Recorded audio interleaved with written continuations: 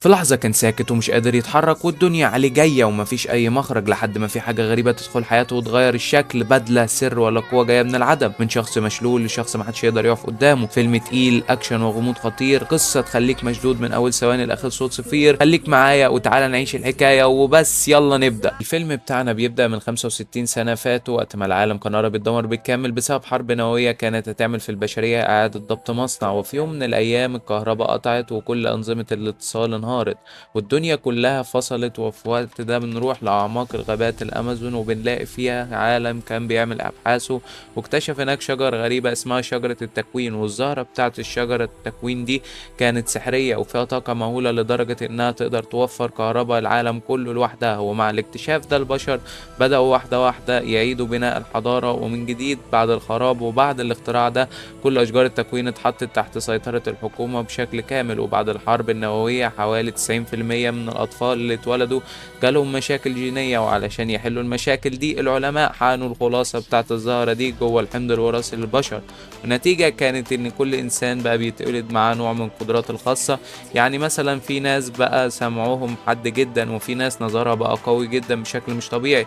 والناس اللي اتولدوا بالقدرات دي اتسموا المتفوقين. ولكن في الجانب التاني حوالي 10% من الناس كانت مناعتهم ضعيف وأجسامهم رفضت الزهرة تماما، وللأسف الناس دول اتسموا العاديين. دلوقتي بنشوف بنت اسمها كلوي في معهد التكوين، وكانت موجودة هناك في رحلة مدرسية باعتبارها طالبة عادية. وفي نفس الوقت بنشوف أخوها ليون، واللي كان من ذوي الاحتياجات الخاصة وبيستخدم كرسي متحرك. ليون دخل المبنى ومتنكر في شكل عامل نظافة، وأول ما الكل اتشغل ليون بيستخدم جهاز وبيفتح باب مقفول وبيدخل منطقة محظورة. وبعد ما بيبص على الخريطة بيكتشف إن في حارسين واقفين قريب منه. ليون بيطلع لعبة صغيرة على شكل فار، وأول ما الحراس بيجروا وراه وبيمسكوه فار ليون بيطلع شقي شويتين وبيطلع غاز منوم وبيوقع الاتنين في الأرض. ليون بياخد المفتاح وبيوصل لنظام التهوية وبيركب خزان غاز وبيكون مليان بالغاز المنوم اللي ابتدى ينتشر في المواسير، وبيخدر كل العلماء اللي جوه. وليون بيلبس قناع وبيحاول يدخل المعمل لكن محتاج كود علشان يدخل، وبيكلم كلوي أخته وبيطلب منها تجيب الكود الصح. وأخته كلوي بتسمع شوية ولاد بيقولوا إن الناس العاديين دول حشرات وملهمش أي لازمة ولازم يتقتلوا ودمها بيتحرق وبيغلي، وبتبدأ تتخانق معاهم. والطلبة التانيين بيدخلوا في الحوار والدنيا بتسخن أكتر والخناقة بتكبر، وفي حارس بيجري علشان يفض الخناقة دي. وكلوي بتمثل إنها ضعيفة ملهاش ذنب وهم اللي بيتنمروا عليها، وبتطلب منه إنه يساعدها. وفي نفس اللحظة بتسرق الكشكول اللي معاه من غير ما يحس، وجوه الكشكول بتلاقي الكود بتاع الدخول وبتبعته على طول لليون. وأول ما ليون بيستقبل الكود بيدخل المعمل بسرعة وبيطلع ساعة أمه القديمة واللي كان مكتوب عليها إن كل الناس ولاد 9 وإن الناس كلها متساوية. ولما قرأ الجملة دي مزجته وتشجع أكتر، وبعدها بيشد الدراع بتاع التحكم والآلة بتفتح وبيلاقي جوه شجرة التكوين. واليوم بيمسك أداة قديمة وبيبدأ يكسر الزجاج، وأول ما يحاول يقطف الزهرة شجرة بتطلع شوك حاد والإنذارات بتشتغل في كل مكان. ورغم كده ليون بينجح وبيحط الزهرة في كبسولة زرقاء، وبعدها بيتم الإعلان إن المبنى في حالة طوارئ وكل الناس لازم تخرج فورا. وكلو بتحاول تستنى ليون لكن الحراس بيطلعوها غصبا عنها مع باقي الطلاب. وبالحظ وستر ربنا ليون هو كمان بيقدر يهرب في الوقت المناسب. وبره ليون بيخبط في كلوي عن قصد، الدبدوب بتاعها بيقع وقبل ما يرجعه بيخبي الكبسولة جوه الدبدوب. والحراس بيفتشوا ليون ما بيلاقوش معاه غير الساعة وبيموتوا من الضحك على الكلام اللي مكتوب عليها، وبيقولوا على ليون انه عبيط. وبعدها واحد من الحراس بيفتش كل الطلبة ومحدش بيشك ان الزهرة كانت مستخبية جوه الدبدوب. وبعد شوية كلوي واليوم بيتفرجوا على الأخبار وعلى شاشة كبيرة في الشارع، والسياسي اسمه فرانك بيقول إن الزهرة ممكن تستخدم بعد الولادة مش بس قبلها. وبعدها مباشرة مغنية مشهورة اسمها مير بتطلع وتعلن عن جولة مجانية في منطقة العاديين علشان يحصل مودة بين المتفوقين والعاديين وبيكونوا متحدين سوا. وليون بيقول لكلوي إن السياسيين والمشاهير دول مجرد تمثيل وشو إعلامي وشوية منافقين. وبيفكر ها ازاي شافوا قبل كده راجل فقير بيطرد من محل أكل وقريب منهم عامل نظافة بيمسح ازاز واللي كان مكتوب عليه الموت للمتفوقين. وده بيوضح ان مش كل الناس راضية عن اصحاب القدرات، ومدير اعمال بيحذرها عن وضع خطير والمنطقة اصلا مليانة مشاكل والتجمع هيبقى ضخم جدا. وبيطلب الغاء جلسة التوقيعات لكن ميرا بترفض وبتقول له ان الوحدة مش هتيجي بالطريقة دي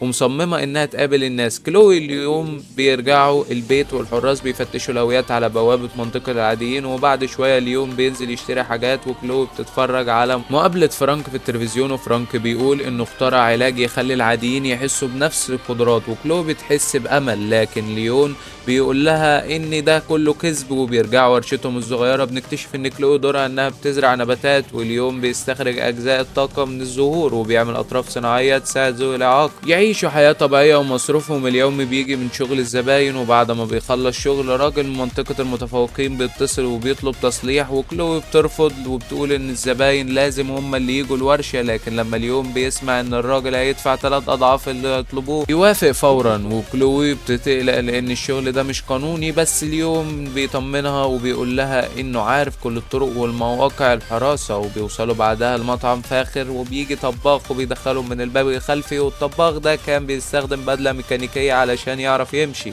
وفجأة عصابة معادية للمتفوقين بتقتحم المكان وبتقطع الكهرباء، واليوم بيخلص تسليح البدلة، والطباخ بيقول انه هيشوف الكهرباء وهيرجع الفلوس. والعصابة بدأت تكسر المكان وتقتل اصحاب القدرات، والترابيزات بدأت تتكسر والجثث بدأت تتراكم، وزعيم العصابة بدأ يكتب رسالة على الحيطة. والطباخ رجع ومتغطي بالدم وبأنفاسه الأخيرة بيحكي لكلوي وليون اللي حصل قبل ما يموت، والاتنين بيحاولوا يهربوا لكن الباب الخلفي كان مقفول. واليوم بيطلب من كلوي انها تساعده يلبس البدله بتاعه الطباخ، واتنين من العصابه بيدخلوا المطبخ ومبيشوفوش غير الطباخ الميت. وهما بيكتبوا على الحيطه بيتكلموا عن عرض صغير بكره. واحد منهم بيقترح فكره، لكن الزعيم بيهدده بسكينه وبيقول له الخطه مش هتتغير. واحد من العصابه بيوقع ورقه وكلو بتلمها، وصوت سيرينات الشرطه بتقرب والعصابه بتهرب. وفجاه البدله بتشتغل لوحدها وبترمي ليون على الرخامه، واتنين بيهجموا عليه، واليوم بيقاوم باستخدام ادوات المطبخ والميه السخنه. واثناء الخناقه قناع الزعيم بيقع ووشه بيبان، والعصابه بتمسك ليون وكلو بتدخل تنقذه. اليوم بيرمي الزهر عليهم وبيجري ناحيه الباب مع كلوي، وبقوه البدله ليون بيكسر الباب وبيهرب بره. ليون بيعاني من المشي وكلوي بتسنده لحد حاره قريبه، وعربيات الشرطه بتعدي من غير ما تشوفهم.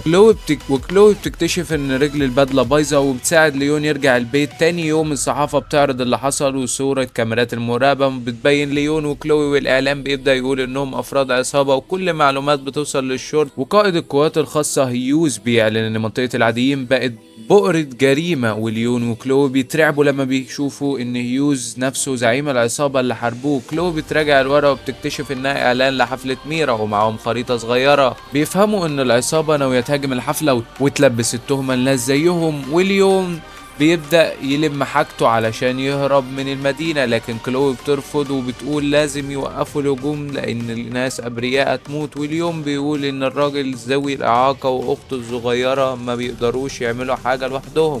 كلوي بتعيط وبتقول إنه جبان وبتجري، واليوم بيقف مكانه ومش قادر يمنعها. وبيجي فلاش باك وبيورينا ليون وهو صغير داخل مكتب أبوه، وهناك بيكتشف انه واحد من العاديين، واول ما ابوه بيعرف بيمسكه وبيحبسه. واليوم بيفكر اليوم ده وهو باصص على ساعة امه، وساعتها بيقرر ان السكوت مش حل ولازم يتحرك. وبعد ساعات كلوي بترجع البيت. ليون بيصلح البدلة وكلوي بتساعده انه يلبسها، وهو بيقول لها انه ناوي يمسك هيوز ويجبره يعترف بكل اللي عمله. وليون بيبدأ يصنع اسلحة من خردة وبيوريها لما يعوج الحديد بايده. كلوي بتلاحظ اسلاك غريبة في البدلة وبتعمل مادة كيميائية بتفعل اسلحة مخفية جواها. وفي نفس الوقت ميرا بتغني في منطقة المتفوقين، والدنيا هناك كانت بتبقى مقلوبة والناس بتزحف على السور، والامن بالعافية مسيطر عليهم. وبعد الحفلة ميرا كانت رايحة ناحية الاتوبيس والحراس ومدير اعمالها بيتهاجموا وبيتقتلوا، والعربيات مليانة متمردين. وبتوصل وبيبداوا يكتبوا شعارات على الحيطة، ويوز بيأمرها تيجي معاهم. وفجأة ليون بيظهر ولابس البدلة وكان ملثم وبينط من البلكونة وبيدخل هجوم مباشر، والنباتات بتطلع من البدلة بسبب المواد كلوي، والعصابة بتضحك وبتتريق عليه. بس ليون بيستخدم النباتات دي وبيقلبها سلاح عليهم، وبيبتدوا يتهزموا من الغاز والنباتات. وكلوي بيتكلم ميرا من عربية مسروقة، واليون بيكمل قتال مع هيوز ورجالته. في الاول ليون كان بيوجه ضربات جامده، لكن بعد شويه العصابه كلها بتحاوطه. وفي اللحظه دي كلوي بتدخل بعربيه في واحد منهم، وليون بيستغل الفرصه وبينط جوه العربيه، وميرا بتصرخ من الرعب ومفيش وقت للشرح. فكلوي بتدوس بنزين وبتهرب بيهم، وبيروحوا البيت بسرعه وبيقفلوا الابواب، وبره العصابه بتلف في الشوارع تدور عليهم. في التلفزيون المذيعين بيقولوا ان في محاوله خطف ميرا وان بطل مجهول انقذها. وفي الوقت ده ميرا بتلاحظ ان ليون مصاب جامد جامد وبتدي علاجه بسرعة، وبتقول انها كان نفسها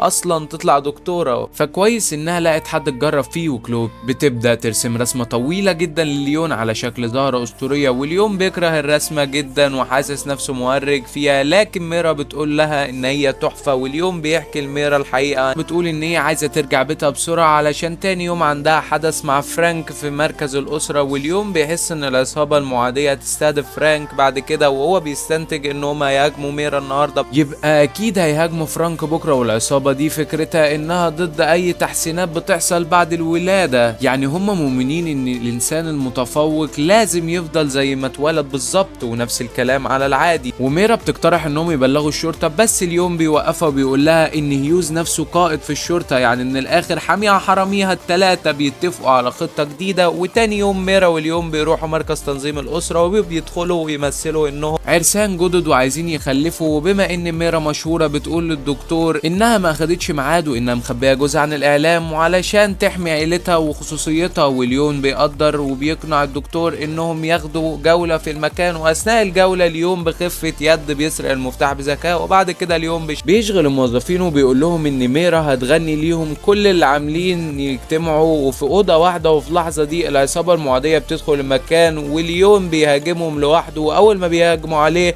ليوم بيطلع قنابل غاز بتسيح الاقنعة بتاعتهم. وفي الاول ليوم بيقاتل كويس جدا، لكن عددهم كان بالكبير وبيوقعوا على الارض وبيبتدوا يضربوه سوا.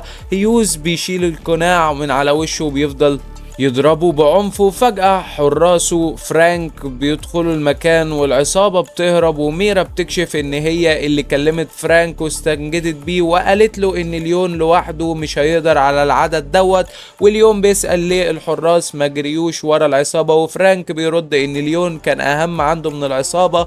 وساعتها الحقيقة الكبيرة بتنكشف ان فرانك بيطلع هو ابو ليون. وكلوي بتتصدم صدمة عمرها لان ليون طلع كذاب طول السنين دي كلها، لانه كان مفاهم اخته ان ابوهم ميت. وكلوي بتتقمص وبتزعل وبتجري من المكان. واول ما الصحفيين يدخلوا فرانك بيتحول لوضع سياسي تلقائي، وبيقول ان ابنه دليل ان الفجوة بين المتفوقين والعاديين بقت خطيرة، وبيحذر الناجيين انهم لازم يختاروا بحذر.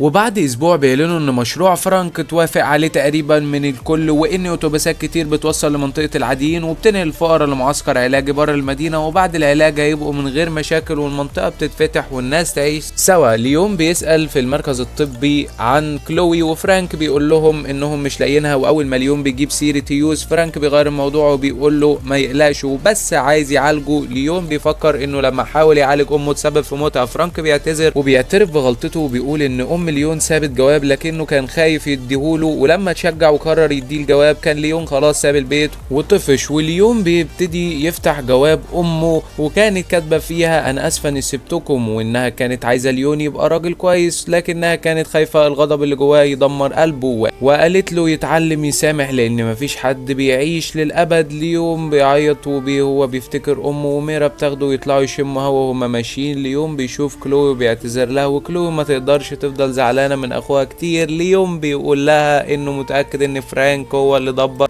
كل الهجمات علشان مشروعه يتوافق عليه، وان ابوهم اصلا مش بني ادم وانه شيطان ماشي على الارض، وعلشان كده كان مخبي على اخته الحقيقه ديت. لكن قبل ما يفضحوه ويبلغوا الشرطه هما محتاجين دليل واضح. كلوي جات لها فكره واستلفت كاميرا من راجل عنده عين صناعيه، وفي نفس الوقت الدكاتره اعلنوا عن المريض اللي بعده. كلوي زحفت من فتحات التهويه في المعمل وبدات تصور هيوز وفرانك كانوا بيعملوا ايه وكلامهم، وكشف بوضوح انهم ورا كل اللي بيحصل. وفرانك وهو بيشرح خطته كان في نفس الوقت بيدي المرضى مهدئات، وقال انه عايز يستخرج جين معين منهم ويحقنه في الناس اللي عندهم قدرات اصلا، ويسمى دوت الخطوة الجاية في تطور البشرية، وادعى جين ده يخليهم احسن واقوى ويفضلوا شباب للابد. وبعدها كلوي شغلت التسجيل لكل الناس اللي كانوا في الخيمة، وميرا عيطت واعتذرت للعاديين وقالت انها عمرها ما كانت تعرف الحقيقة دي. وليون كرر رسالة امه وقال انهم كلهم ولاد 9 وشجع الكل انه يقاوم. وبعدها بيقول انه محتاج البدلة بأي تمن. كلوي بتكتشف اصلا ان هي سرقت مفاتيح المخازن من بدري. وتاني يوم فرانكو معاه شوية ممرضات دخلوا اوضة ليون عشان يعالجوه، وليون كان لابس البدلة تحت الغطا